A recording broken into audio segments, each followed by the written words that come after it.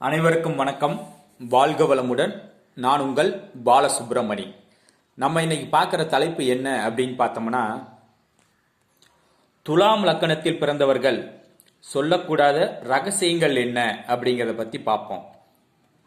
விருச்சகம் அப்படிங்கிறதா மறைப்பொருள் ராசி, மறைமுக ராசி, மறைமுகமாக வைக்கக்கூடிய ராசி. விருச்சகத்தை வந்து மறைமுகமாக தான் வைக்கணும்.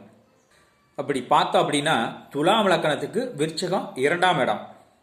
அப்போ துலாம் லக்கணத்தில் பிறந்தவர்கள் 2ஆம் இடத்து விஷயத்தை பற்றி அதிகமாக வெளிப்படையாக வெளியில் பேசக்கூடாது.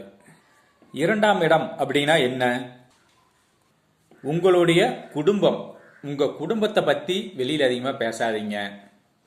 உங்கள் குடும்பத்தை பற்றி பெருமையாக 4 பேர்கிட்ட அதிகம் சொல்லாதீங்க. அப்படி சொன்னீங்க அப்படின்னாவே அதுவே உங்களுக்கு பெரிய கந்திஷ்டி மாதிரி ஆகி போயிடும். குடும்பத்தில் ஏதாவது சிறு சிறு சங்கடங்கள் வரலாம். முக்கியமாக சொல்கிறத சொல்லுங்கள். அதிகமாக வந்து உங்கள் குடும்பத்தை பற்றி வெளியே அதிகம் யாருக்கிட்டையும் சொல்லாதீங்க.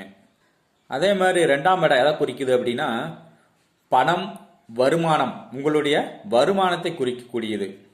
அதே மாதிரி நாங்கள் பணம் இவ்வளோ வச்சுருக்குறோம், அவ்வளோ வச்சுருக்குறோம், இந்த செலவு பண்ணலான் இருக்கிறோம், அதை வாங்குகிறோம், இதை வாங்குகிறோம் அப்படின்னு எந்த பொருளை வாங்கினாலும் பணத்தை பற்றி வெளியே சொல்லாதீங்க.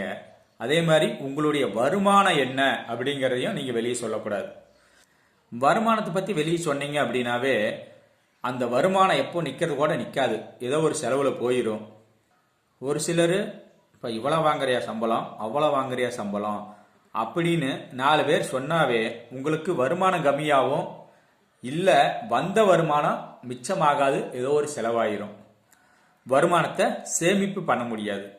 அதனால துலாம் லக்கணத்தில் பிறந்தவங்க வந்து உங்களுடைய குடும்ப சூழ்நிலையும் பணம், உங்களுக்கு வர்ற வருமானம் இதை பற்றி வெளியில் சொல்லாதீங்க. இதை செஞ்சு பாருங்க, உங்கள் வாழ்க்கை சிறப்பாக இருக்கும். உங்களுக்கு இதனால் இருக்கிற வர்ற மைனஸை தடுக்கலாம். இதனை பின்பற்றி வாழுங்கள். உங்கள் வாழ்க்கையை சிறப்பாக வாழலாம். வாழ்க வளமுடன். நன்றி, வணக்கம்.